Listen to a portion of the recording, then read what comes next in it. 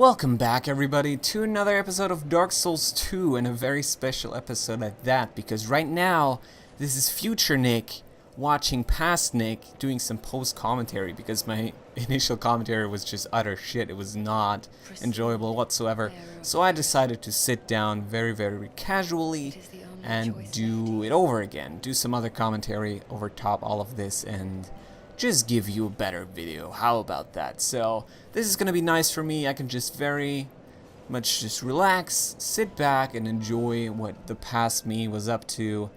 And maybe we should just talk over what he does, right? Because right here, what I'm doing is upgrading my Estus yet again using those shards. I did have a hard time there, but I believe we now level up twice. Maybe. I think we leveled up twice there. I don't know. You go back and check that.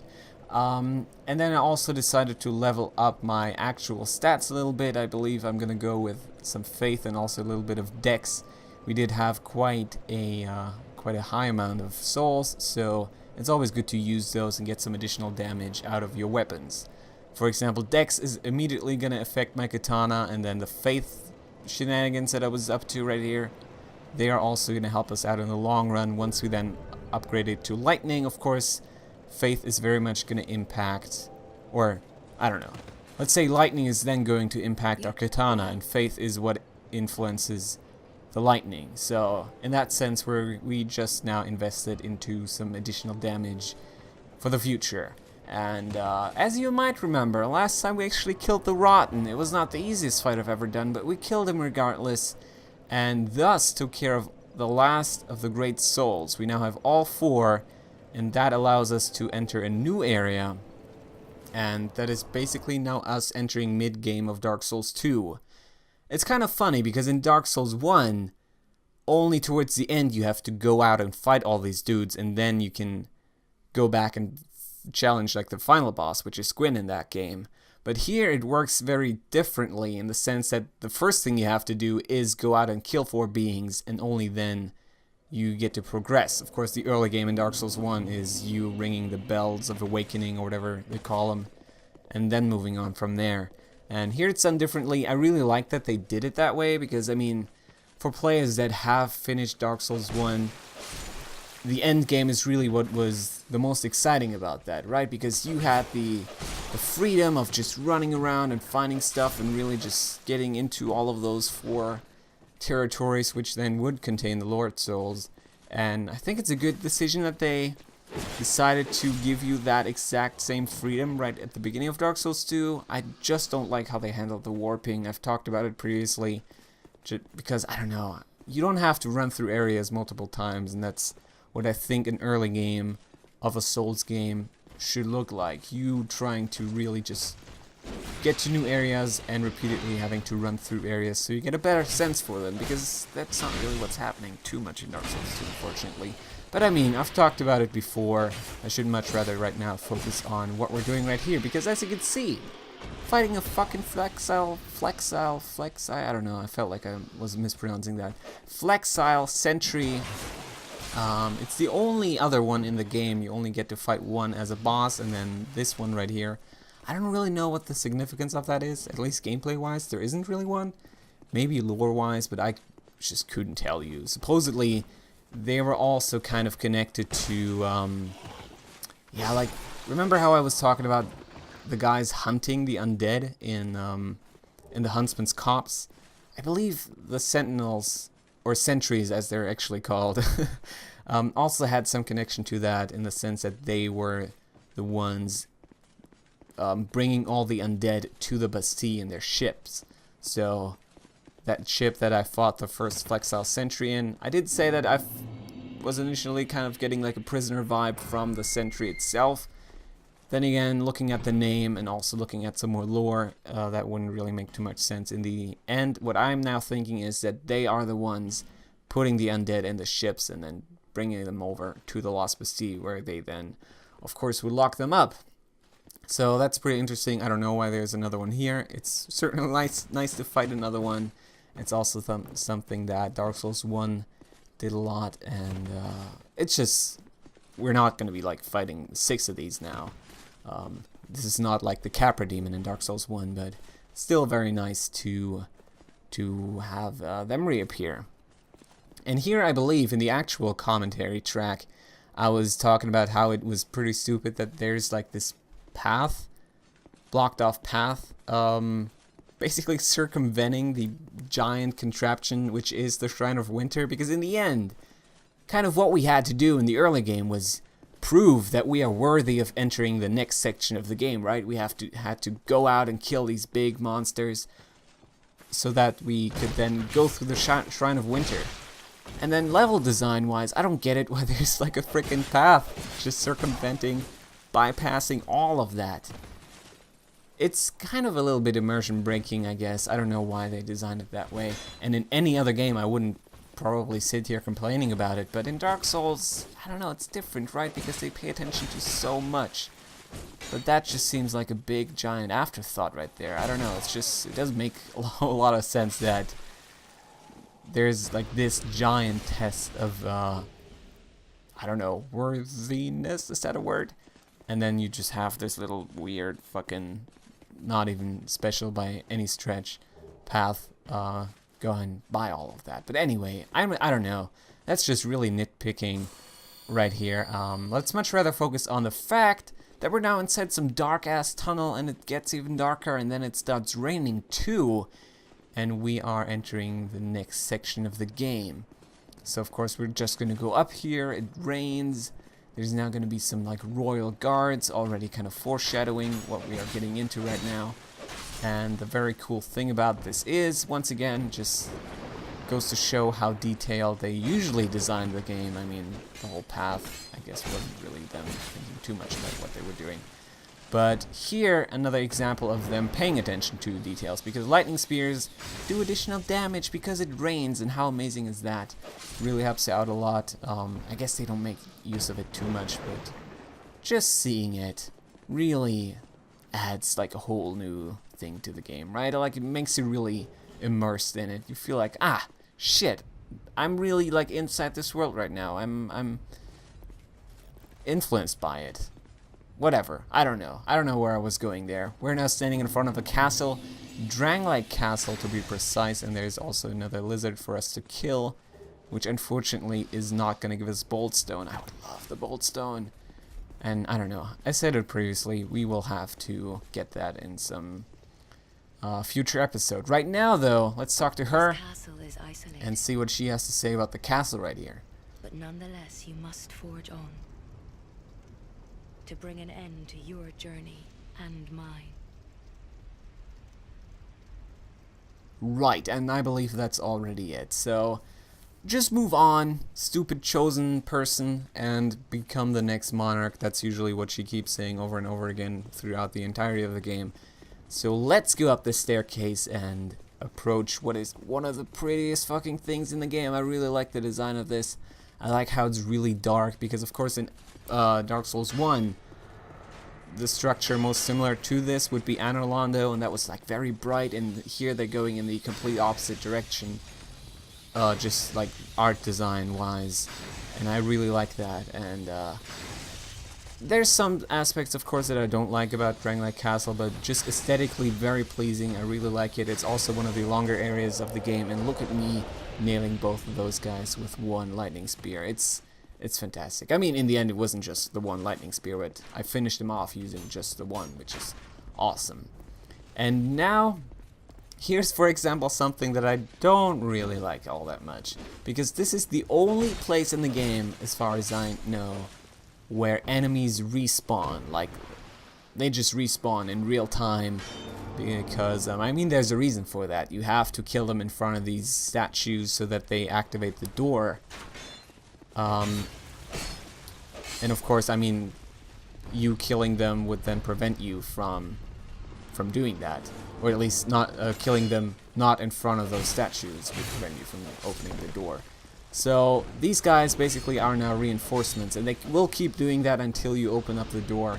And I don't know, while it's not a big deal at all, once again, it just is so unlike anything Dark Souls usually does, and that throws me off a little bit.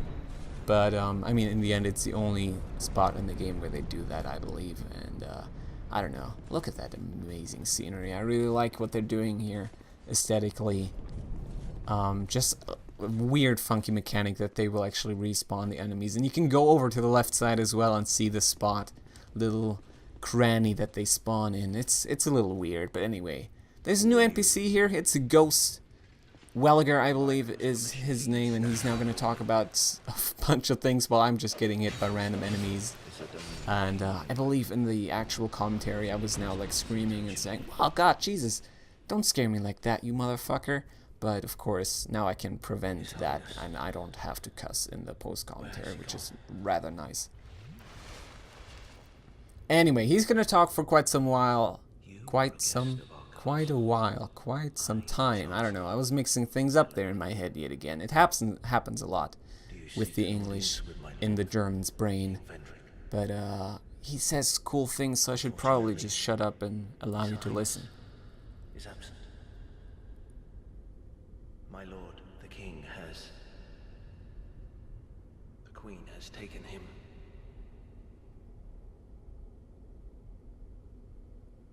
My lord made magnificent findings on souls. An accomplishment for the ages. He vanquished the 4 great ones and built this kingdom upon their souls.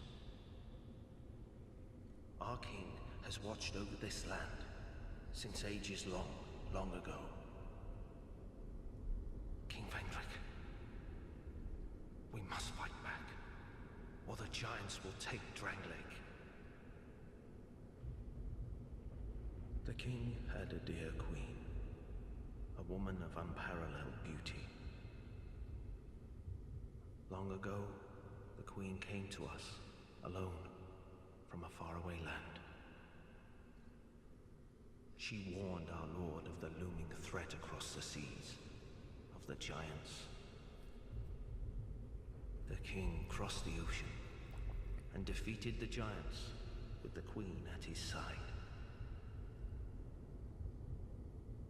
The king commandeered their power and created the golems. With the golems, the king created this castle. Golems also being the things I described as statues in front of the castle. Those are supposedly the guys helping, or that helped Vendrick build the castle, and there will be more of those throughout the castle too, which is rather interesting. But the more interesting aspect of all of the stuff that he's saying is the one that he just mentioned. How the queen supposedly has something dark about her. And he did also say that she's the one that got Vendrick to go over to the giants and challenge them. And of course then the giants came back to take their revenge, and that was also what happened to the fort and why there's so many dead giants there. And that's also why that is the forest of the fallen giants, because the giants came back to Drangleic after Vendrick went out to attack them and gathered some kind of power from them, which he then used to power the golems, which then helped him build the castle. That's just some connections right here. I don't know. I'm probably not the best at describing all of the lore connections, but that is kind of what I'm taking away from all of that. And pretty interesting that he mentioned this whole darkness surrounding the queen, because previously we didn't hear too much about her, right? We came to Drangleic, got the quest to talk to Vendrick, and supposedly we had to get the great souls for that. Or I guess alternatively we could have jumped over like a pile of rubble. But yeah, we did that, and now we hear that Vendrick is not really in the castle. Instead, the queen is, and she's supposedly not as nice as you would think, and I don't know. It's all really interesting, and we will have to explore it a little bit more before we can see the grand picture here. And I probably won't be able to see the grand picture because it's just a lot. It really, really is a lot to take a look at and a lot to consider. Pretty difficult if you ask me, but certainly very well done, I would say, the lore in Dark Souls 2. While at first glance it might not seem as significant as it, for example, does in Dark Souls 1, I find it to be really interesting what they did here, and I think they certainly did a good job there. I mean, that is probably one of the more liked aspects of Dark Souls 2 in my opinion. Like, at least more liked by me. I personally find that to be one of the better aspects of Dark Souls 2. There we go. That was a much, much better way of phrasing that. Anyway, there will be new enemies here. The ones that I'm fighting right now, some kind of knight dude, as you can probably tell. And I believe the lore behind these guys is that the armor set that they're wearing was designed for only one specific dude. I don't know, like a general, like a bit bigger, more important knight. But he then fell in like the first battle that he was using the armor in, and now all of the knights are wearing his armor set in order to like pay him his respects and just honor him a little bit now that he's dead. And I believe the guy was called like Cyan or something like that, and now they're wearing Cyan's armor, which is pretty cool, I would say. I don't know. I just like that there are always these little backstories to everything in the game, and that is just another good example of that. So, pretty much getting double teamed right here. So let's escape and drink some Estus, and only then come back and beat those fuckers up. Also, of course, you did see me purchase some repair powder from Welliger. The reason for that is just that the katana breaks pretty easily, as basically you just saw.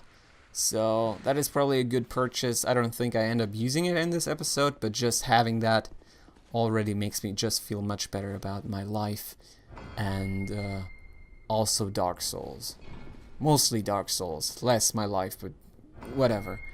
Now, there's a bonfire right here. Do not miss that. Pretty important one if you ask me. One of the most important ones.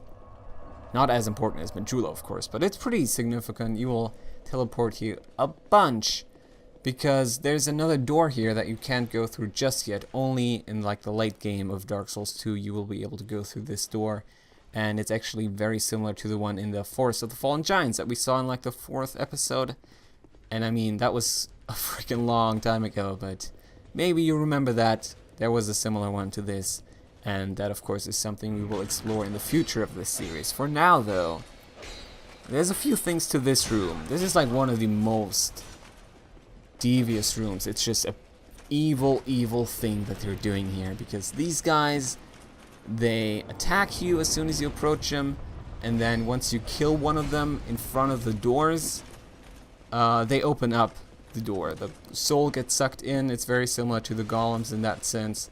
And the door opens, and behind, I think 5 out of 6 doors, there's ruined sentinels behind them. So you really have to be careful here. You can so super easily fuck this entire place up for you if you just go ahead and kill all of them and free all the ruined sentinels. But that's luckily what I already know about, and what I'm not going to do here. And instead, what I'm going to do is open up only the 2 doors that I think I need. There's another one there that is mostly worth it. It's, I believe, the one left of this one that I'm now opening right here, but also the one in the very like left, very back left, whatever. I don't know English for the most part, but that is also one that you want to be opening, just because there is actually another one of those dark portal things in there. Very similar to the one that we already saw in the Shaded Woods. You might remember me dropping down into that pit there and talking to the guy in like some kind of wheelchair, or at least some kind of chair, I guess. And he was sitting next to a portal, and there's another one right here. The second, no, actually it's the 3rd out of 3.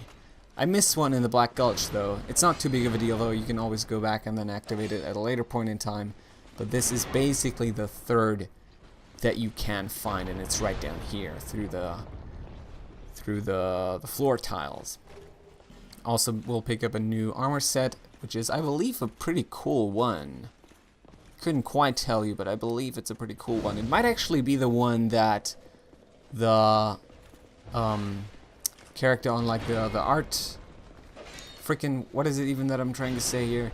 The guy on the cover, right? On the Dark Souls 2 cover and like Dark Souls preview material and stuff like that. That's, I believe, the armor set that he was wearing. There we go. God damn it, Nick. Why do you have to be so bad every once in a while? I mean, right now it's going much better than the original commentary was doing, so I probably shouldn't be complaining, but Jesus, I'm so happy that you do not have to listen to that, because that was messed up. It's not like I was being offensive or anything in that, it's just that I wasn't really doing my best English there. Anyway, Ruined Sentinels, of course, are still a big pain in the ass. We do a lot more damage though, so it should be relatively easy for us to fight this guy right now. I don't know if it's a guy, it might as well be a girl, but don't mind me. Anyway, so the guy's right here. That's the third portal, but the second one that we found, and as I was saying, the third one very much is in the Black Gulch. There's a little bit more connected to that one in the Black Gulch though, so probably a good thing that we only are doing that later. Doing all of this, as I was already saying, I believe some episodes ago, is going to allow you to enter a new covenant, and that opens up like a completely different bag of just misery. And it's probably going to be a good idea to do that a little bit later, and first of all focus on the game and getting through some actual like main content, and then taking care of some side things a little bit later down the line. Right now though, the only way out of this hole, I don't know, is teleporting. Teleport back to that King's Gate bonfire that we rested at like, I don't know, 3 minutes ago or something like that, because the actual way that you want to be going is very much the one on the immediate right here. So luckily only one stone person respawns. Kill the fucker, advance. That's how this goes. Also will be a chest here that I believe I'm gonna hit. Yeah, there we go. I don't know, I'm just always so paranoid with these fuckers. I know that they're not gonna be mimics, but I just want to make sure every single time, because I mean in the end, for frickin' Dark Souls developers, From Software is what they're called. But, I don't know, freaking Dark Souls developers, they would easily patch like a mimic in. Like, it's just the kind of guys that I would trust when it comes to such a thing. They are probably going to do that. And also, I really like how they're going to place this guy here. Pretty funny. I really like how they just try to shock you for a second there, because, I mean, there was probably a few guys that just rolled back as soon as they saw that. And I find that to be pretty funny. Just a neat little design decision there. Anyway, so there's nothing here. I'm just being a douchebag trying to find like walls that I've never found before.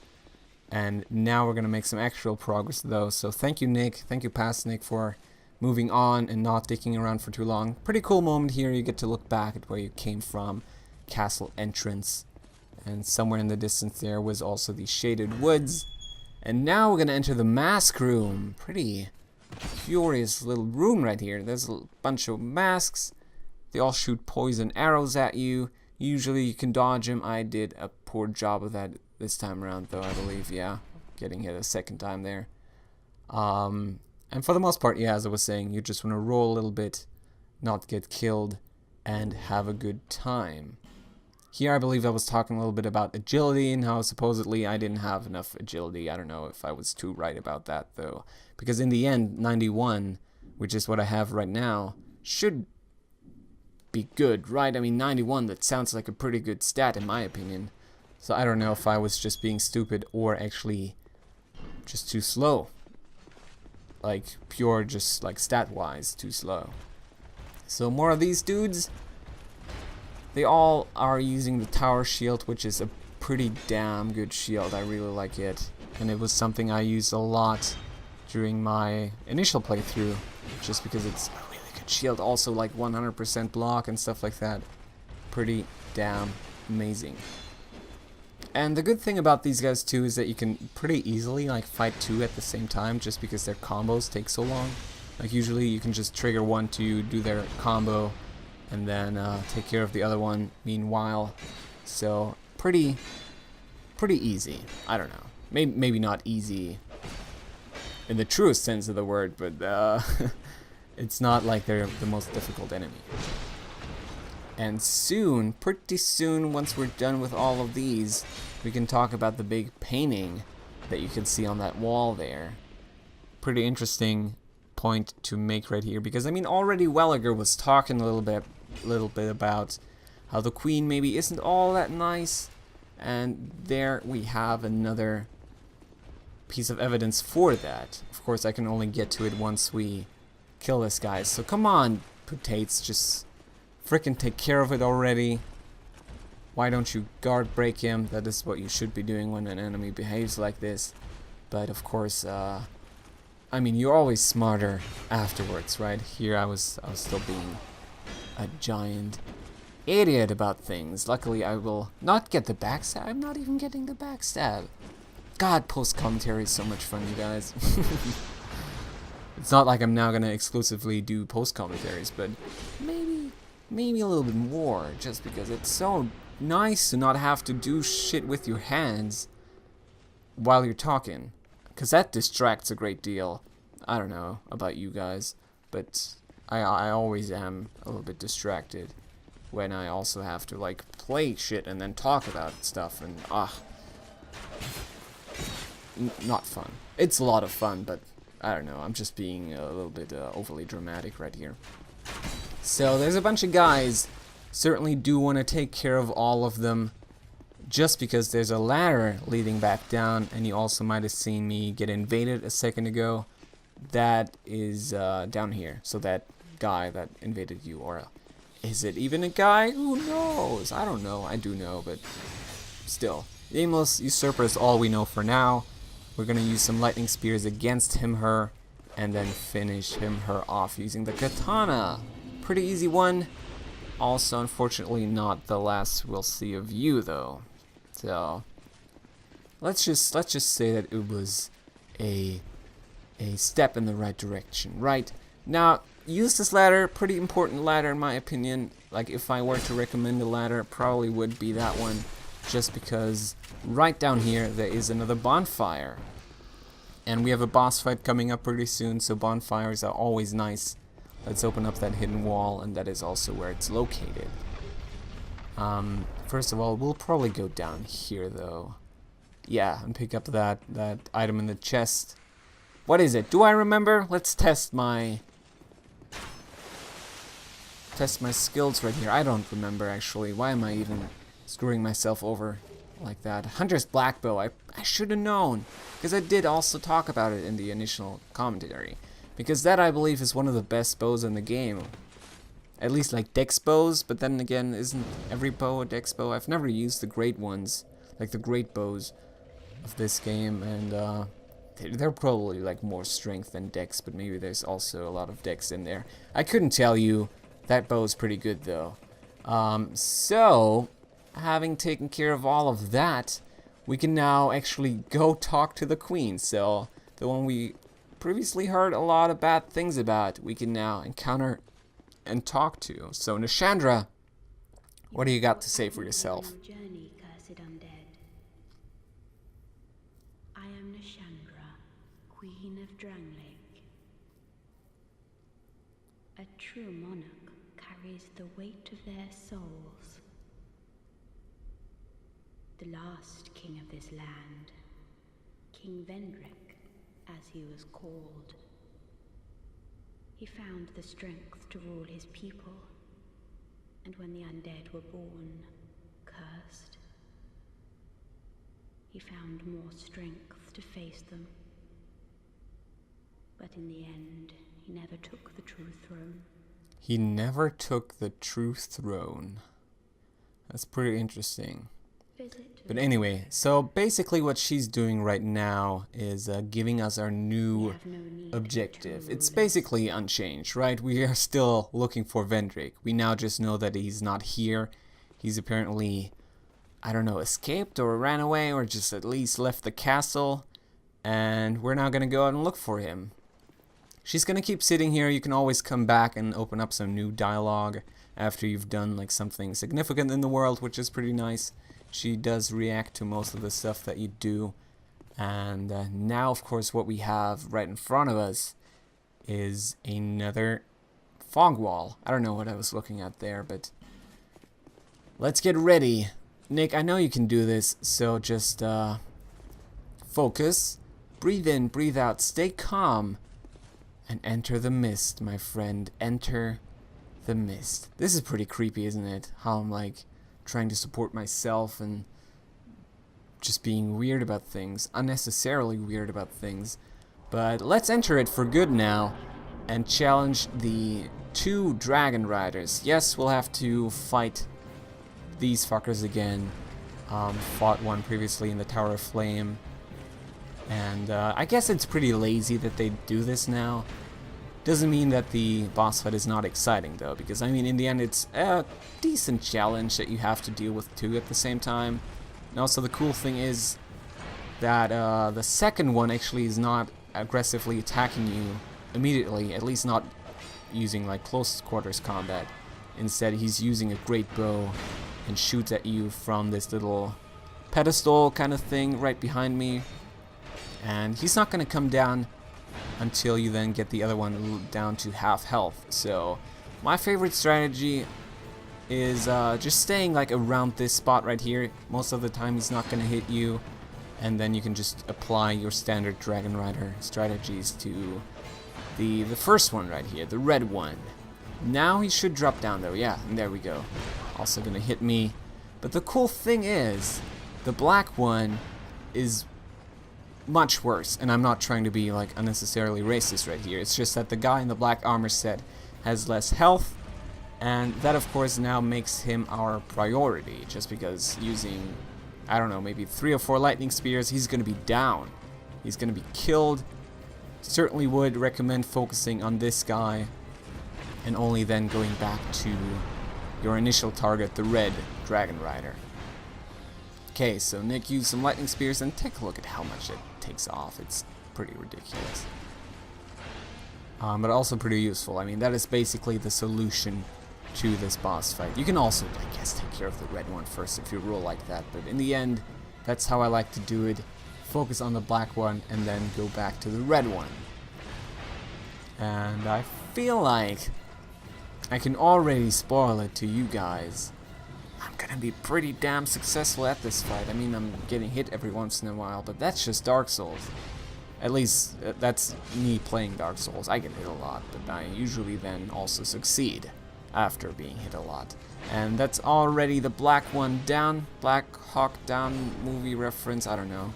Probably not the funniest reference I could have made, but just focus on me annihilating this fucker and then moving on, because that is pretty darn amazing and also going to happen in just a few seconds. There we go. So that's the 2 Dragon Riders taken care of. As I was saying, probably a lazily designed boss fight in the end. I probably would have preferred like some other creature in this room.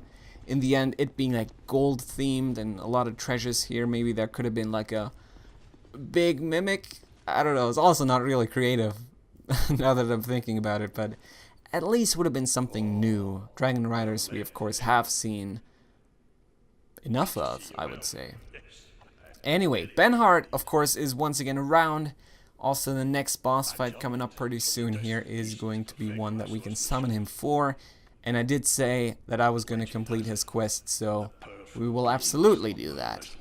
Let's just talk to him for now. He doesn't, I believe he doesn't say anything important though. Just, my family has been around and we fight. And I am Benhart and I have a funny voice.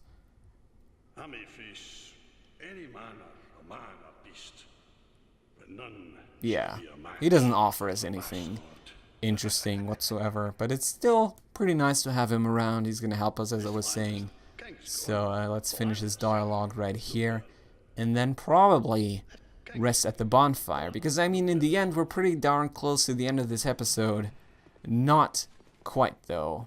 Pretty close, but not quite, because there's one last thing that I'm gonna try to do right here, and that is actually allow us to make progress in the next one, because before you then get to advance right here in the like later section of the Drangleic castle, you will have to activate an elevator, very much the one coming up here in this next like section, room, I don't know what to call it exactly, but that middle thing, that pillar, that's the elevator. It's not functioning now though, so you have to climb up the ladder and only then activate it.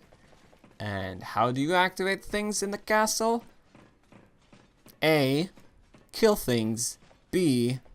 Kill things. C. Kill things. Or D. Kill things.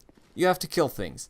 And that in front of a golem, and only then this elevator is going to work properly. So let's go through this gated little thing here. It's basically a door, or a gate. But gated door sounded stupid in my head, and then I didn't know where to go with my commentary, so I just decided to like go full on stupid. But okay, we once again have to be successful against some stone soldiers. You can trigger them individually, though. I mean, not necessarily individually, like in the truest sense of the word, but you can basically just activate a few of them and have some stay inactive. But as I was saying earlier, we are gonna have to deal with that golem in the back, and of course he will once again absorb some souls, so make sure to kill one in front of it, one of these guys, and don't just slaughter all of them right here where it might seem a little bit safer. Okay, 3 left, I believe. One we're just gonna take care of immediately right here, and then the other ones probably want to lure them in front of that golem and then take care of him. Is it golem? Is it golem? Because previously I would have said golem, but then Welliger said golem. But golem sounds like Gollum from the Lord of the Rings, so I don't know what to believe in anymore. Maybe he was lying, but maybe I'm lying, and right? It's pretty darn confusing, and I was being an asshole here as well because I didn't switch back to my lightning spear in time and did get hit quite a bunch. But now, of course, having reduced it to one guy, what we want to do is activate that golem. Statue person. There we go. There we are. Proper Nick commentary has been reactivated. Right. So, kill him in front of it. Soul is being absorbed. Guy activates. And keep in mind, Vendrick supposedly found out about all of this, the ability to manipulate these guys, after he then went to the giants. He came back with some prize, I believe it says, and then he erected this castle together with the golem. So I don't know. It's pretty interesting, but we are not really gonna be able to explore all of that just yet because right now I'm actually about to finish the episode right here. I hope you enjoyed this one. We didn't quite complete the castle, but got most of it done. Next time around we are gonna full on complete the fucker and fight another boss and just have amazing stuff happen to us. I mean, it's gonna be ridiculous, to be completely honest. You're probably gonna sit there at the very edge of your seat and almost fall off. That's how exciting that's gonna be. So hopefully this has been some kind of appetizer for the mind-blowingly amazing episode that the next one is going to be. Why am I screwing myself so much right now? Why am I saying that the next one is going to be so good? Probably because, I mean, I just had to go through post-commentary. Because right now, if I had actually recorded this in, like, as live commentary, I would have been very, like, timid. I would have said, I don't know how the next one is going to be. Right now, I have all the power. I feel very powerful post-commentating this. So next one is going to be fucking amazing. See you then.